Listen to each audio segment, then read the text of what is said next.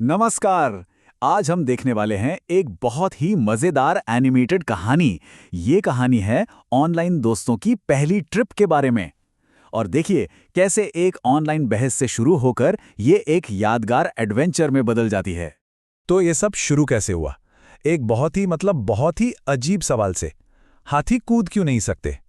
और यकीन मानिए, इसी तरह की एकदम बचकानी बातों से एक बहुत बड़े सफर की नींव रखी गई थी। और यहीं से उठता है कहानी का सबसे बड़ा सवाल कि जब ऑनलाइन दोस्त असल में एक दूसरे से मिलते हैं तो क्या होता है? क्या वो दोस्ती जो सिर्फ स्क्रीन तक थी असल दुनिया में टिक भी पाएगी?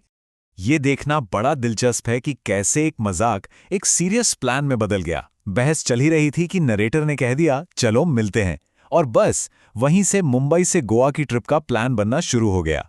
देखिए, उस जमाने में ना ऑनलाइन दोस्तों से मिलना थोड़ी अजीब बात मानी जाती थी। लोगों को लगता था कि ये कोई असली दोस्त नहीं है। तो जाहिर है, जब मिलने का आइडिया आया तो शुरू में किसी ने इसे सीरियसली नहीं लिया।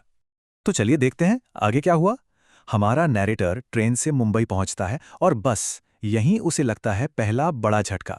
एक छोटे शहर से आने वाले किसी भी इंसान के लिए मुंबई का नज़ारा किसी कल्चर शॉक से कम नहीं था। और पहला झटका क्या था? स्टेशन पर एक एस्केलेटर। अरे उसके लिए ये चीज इतनी नहीं थी कि उसने इसे एलिवेटर बोल दिया। और इतना ही नहीं, अपनी माँ तो फोटो भी भेज दी। जरा सोचिए, एक चलती फिरती सीढ़ी भी किसी के लिए इतनी बड़ी बात हो सकती है। वो अपनी हैरानी को ना कुछ इस तरह बताता है। वो अपने गांव के एक अजीब से बहुत बड़े पुल की तुलना मुंबई के एस्केलेटर से करता है और मजाक में कहता है कि अरे हमारे गांव का पुल तो अंतरिक्ष तक पहुंच गया है। मुंबई में अगला सरप्राइज उसका इंतजार कर रहा था और वो था टैक्सी का किराया। अपार्टमेंट तक पहुंचने के लिए उसे देने पड़े पूरे 700 रुपए, और उसके हिसाब से तो ये बहुत ही ज्यादा थे। वो इस किराए से इतना नाराज था कि उसका तर्क भी बड़ा मजेदार था। उसने कहा, अरे भाई 700 रुपए में तो कोई वापस स्टेशन चला जाए। ये था मुंबई की महंगाई से उसका पहला सामना। मुंबई के एडवेंचर यहीं खत्म नहीं हुए।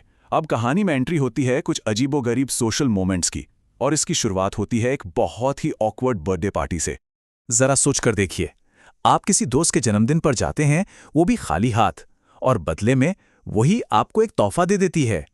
इससे ज्यादा अजीब और क्या हो सकता है ना? उसके मन में तो बस एक ही बात चल रही थी कि किसी और के बर्थडे पर उससे ही तोहफा लेना तो दुनिया का सबसे बड़ा क्राइम है।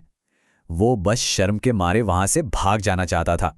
इस अजीब पल के बाद अगला किस्सा है एक मॉल का, जहां एक 21 साल के लड़के की मैच्योरिटी को एक मैकेनिकल बुल से चुनौती मिलती है। एक तरफ वो सोच रहा था कि यार मैं अब इन बचकानी चीजों के लिए बड़ा हो गया हूं, और वहीं दूसरी तरफ उसके दोस्त घूमी घूमी करने के लिए एकदम तैयार थे। और फिर क्या, सब उस पर सवार हो गए। चलिए, अब कहानी मुंबई से गोवा पहुंचती है, जहां एडवेंचर और भी रोमांचक और हाँ, थोड़े ज्यादा खतरनाक भी हो जाते हैं। गोवा में उसने एक बहुत दिलेर फैसला किया कि तैरना नहीं आता तो क्या, समुद्र में तो उतरूंगा। लेकिन ये बहादुरी कुछ ही सेकंड में एक बुरे सपने में बदल गई। पानी उसे नीचे खींच रहा था, नाव दूर जा रही थी और डर उस पर पूरी तरह से हावी हो चुका था। और उस घबराहट के आलम में जब उसे मदद के लिए चिल्लाना था, तो उसके मुंह से जो निकला ना, वो तो इतिहास में दर्ज हो गया। वो चिल्लाया, भैया मैं मां बनने वाला हूं। अब बताइए, डर और कॉमेडी का इससे बेहतर संगम और क्या होगा? अच्छा, डूबने वाली घटना के बाद दोस्तों ने उसका खूब मजाक बनाया, लेकिन कहानी अभी खत्म नहीं हुई थी।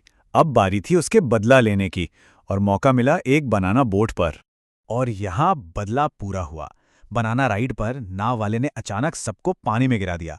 अब सारे दोस्त ठीक वैसे ही डर के मारे चिल्ला रहे थे जैसे वो चिल्लाया था। और सबसे अच्छी बात क्या थी, उसके पास उन सबके रोने का वीडियो सबूत भी था। तो इस पूरी मजेदार और खतरनाक यात्रा से आखिर सीखने को क्या मिलता है? चलिए अब इस कहानी के अंत पर आते हैं। मतलब सारी अजीब घटनाओं, घबराहट के पलों और लगभग मौत को छूकर आने के बाद भी नैरेटर का कहना था कि ये ट्रिप उसकी जिंदगी की सबसे बेहतरीन ट्रिप्स में से एक थी। इसका सीधा सा मतलब ये था कि ऑनलाइन दोस्ती को असल बनाने के लिए अपने कंफर्ट जोन से बाहर निकलना और वो सारे जोखिम उठाना उन यादगार पलों के लिए बिल्कुल सही था। और हम आपको इसी एक सवाल के साथ छोड़कर जाते हैं। सोचने वाली बात है कि दोस्ती ने किसी से अब तक विश्वास की सबसे बड़ी छलांग लगाने को कब और क्यों कहा होगा। हमारे साथ जुड़ने के लिए शुक्रिया।